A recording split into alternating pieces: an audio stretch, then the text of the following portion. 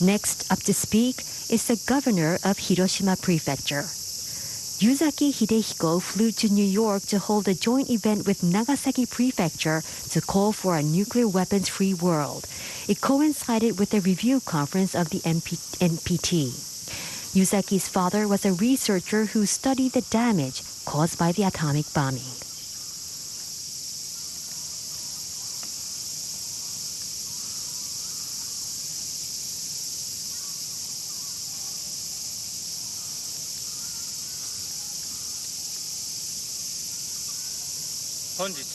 On the 77th anniversary of the atomic bombing, on behalf of all people of Hiroshima Prefecture, I offer my humble and sincere prayers for the souls of those lost.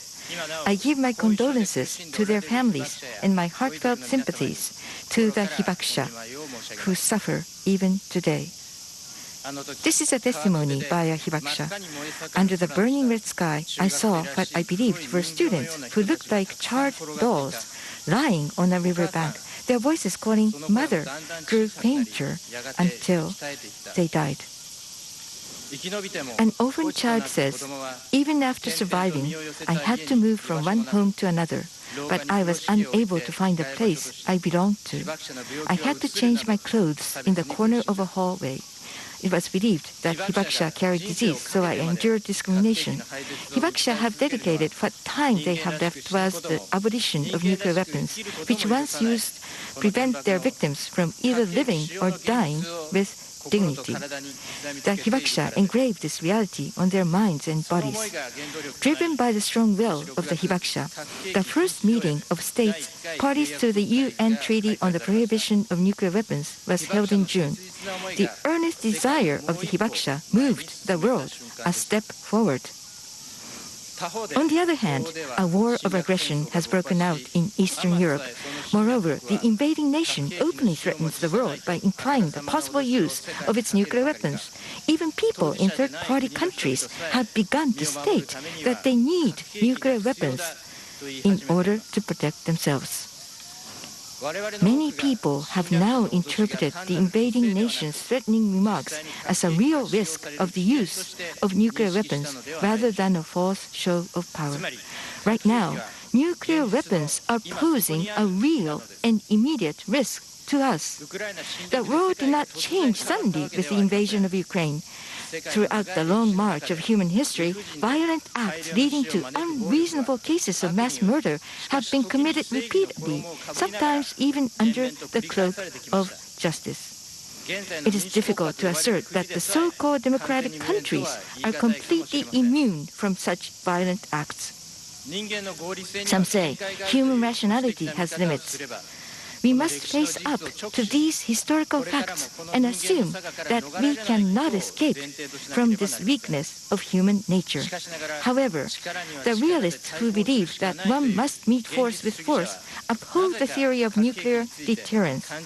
It is strange that for some reason they believe state leaders will make rational decisions and will not use nuclear weapons. This assumption has no logical basis. The truth is, as long as nuclear weapons exist, there will be leaders who would use the power that might lead to human annihilation. We must face this reality. To prepare for a possible case where a future leader commits a wrongful act driven by the unavoidable urges of human nature, we should discard the tools that could lead to the destruction of not only our species, but also the planet. When we face this reality, that's the wisest thing we can do. Ukraine is, so to speak, a victim of the nuclear deterrence theory. To be prepared for future conflicts, we must take action before we see the collapse of the nuclear deterrence itself. While it took 2 centuries for global warming and over 2 years for the present pandemic to threaten human survival, if someone presses a nuclear button, it can annihilate us in just 30 minutes.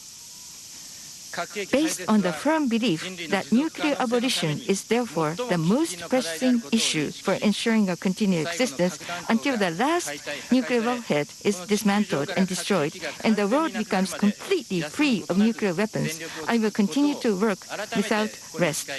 With this vow, I would like to conclude my message of peace. Yuzaki Hidehiko, Governor of Hiroshima Prefecture.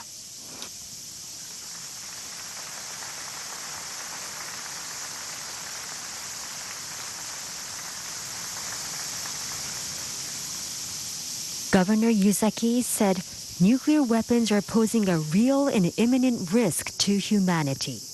He said discarding those potential means of destruction is the realistic and wisest measure.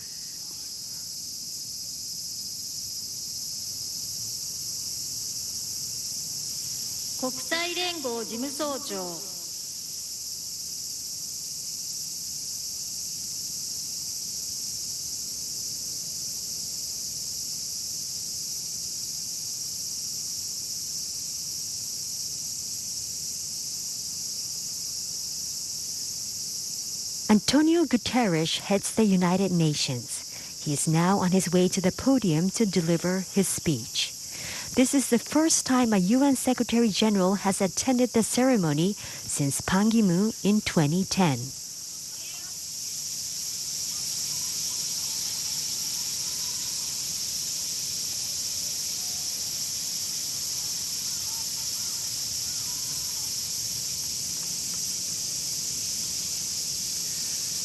Excellencies, brave Ibakusha, young peace activists, ladies and gentlemen. Onjitsu wa omaneki itadaki, kansha mushiage masu.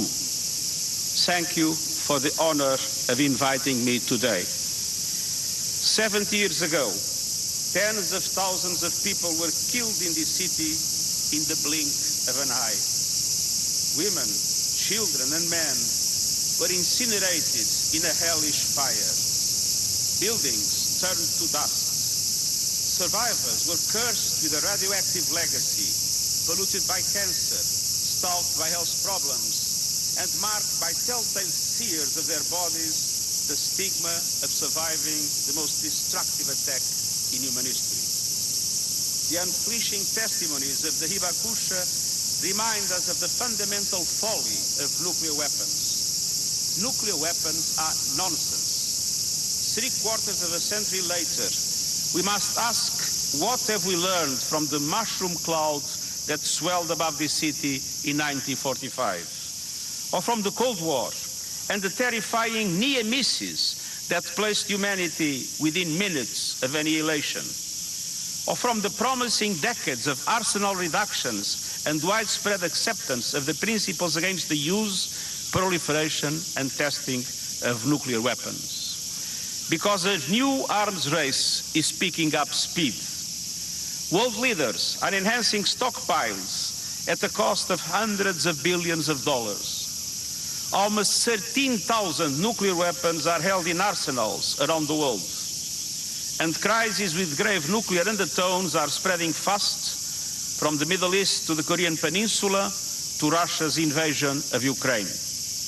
It is totally unacceptable for states in possession of nuclear weapons to admit the possibility of nuclear war. Humanity is playing with a loaded gun, but there are signs of hope. In June, members of the Treaty on the Prohibition of Nuclear Weapons met for the first time to develop a roadmap towards a world free of these doomsday weapons. And right now, the 10th Review Conference of the Treaty of Non-Proliferation of Nuclear Weapons is taking place in New York. Today, from this sacred space, I called on these treaty's members to work urgently to eliminate the stockpiles that threaten our future, to strengthen dialogue, diplomacy, and negotiation, and to support my disarmament agenda by eliminating these devices of destruction. Countries with nuclear weapons must commit to the no first use of these weapons, and they must also assure states that do not have nuclear weapons that they will not use or threaten to use nuclear weapons against them. And they must be transparent throughout. We must keep the horrors of Hiroshima in view of all times, recognizing there is only one solution to the nuclear threat: not to have nuclear weapons at all. Excellencies, ladies and gentlemen, at the height of the Cold War, school children learned to hide under desks, but leaders cannot hide from their responsibilities. And so my message to them is simple: take the nuclear option off the table for good. It's time to proliferate peace. Heed the message of Devastation, no more Hiroshimas, no more Nagasakis. And to the young people here today, finish the work that Devastation have begun. The world must never forget what happened here.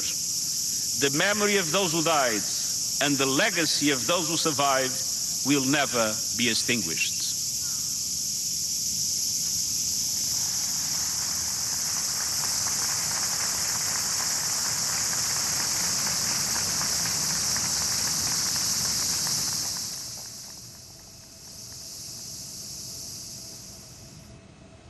That was UN Secretary General Antonio Guterres.